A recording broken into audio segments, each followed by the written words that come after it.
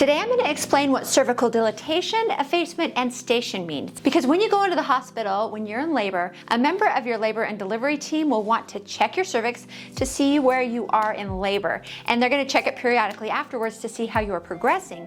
And when they check your cervix, they're checking for 3 things. But before I jump into the video, my name is Diana. I'm a physician assistant and I specialize in women's health and gynecology. I'm also a mom to 4, and on this channel we talk about women's health, pregnancy, and just being a mom. So if it sounds like a place you want to be, make sure to hit subscribe. Also, let me know what brought you to this video. Are you pregnant now? And if so, how far along are you? Put that in the comment section below.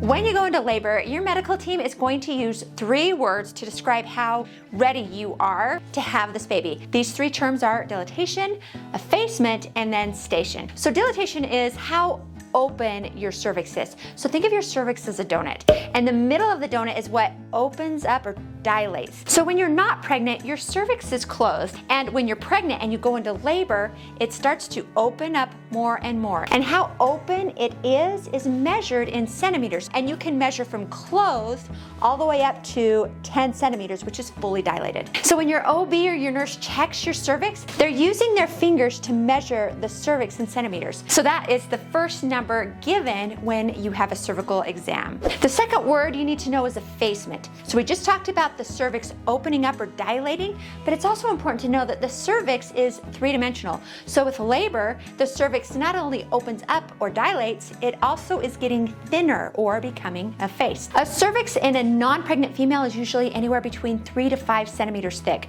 but as you approach labor, it starts to get thinner. And we often see effacement before dilatation. So remember when we talked about dilatation, we measure it by centimeters, but for effacement, we measure this by percentage. So fully effaced, meaning your cervix is completely thinned out, is 100% effaced, and a cervix that isn't thinned out at all is 0% effaced. As you approach the last weeks of your pregnancy, your cervix could be 20, 30, even 50% effaced, even if you are not in labor. And when your cervix is effaced up to 90% and dilated to 100%, then you're ready to push. You ready? Push, push, Wanda.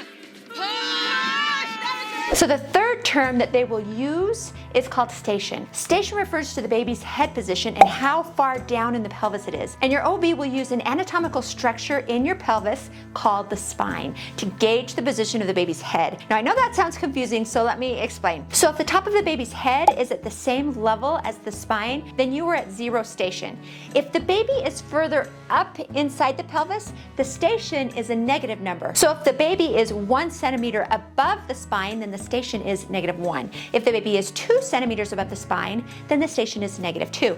Now, if the baby is further down the pelvis, closer to the outside, the station is given a positive number. So if the top of the baby's head is 1 centimeter below the spine, the station is +1. 2 centimeters below the spine is +2. +4 means basically that the baby has come out and it's delivered. These numbers help your team not only know when the baby is ready to come out, but also when you're in labor, how quickly you are progressing. So if your nurse tells your OB that you are 7, 80, and +2, then you know that your cervix is open to 7 centimeters, your cervix is 80% effaced or thinner, and the baby is 2 centimeters below the spine, so close to the outside, getting ready to be born. When you hear that you are 10, 90, and +3, that means the cervix is fully dilated and effaced, and the baby is low. It means the baby is ready to be born.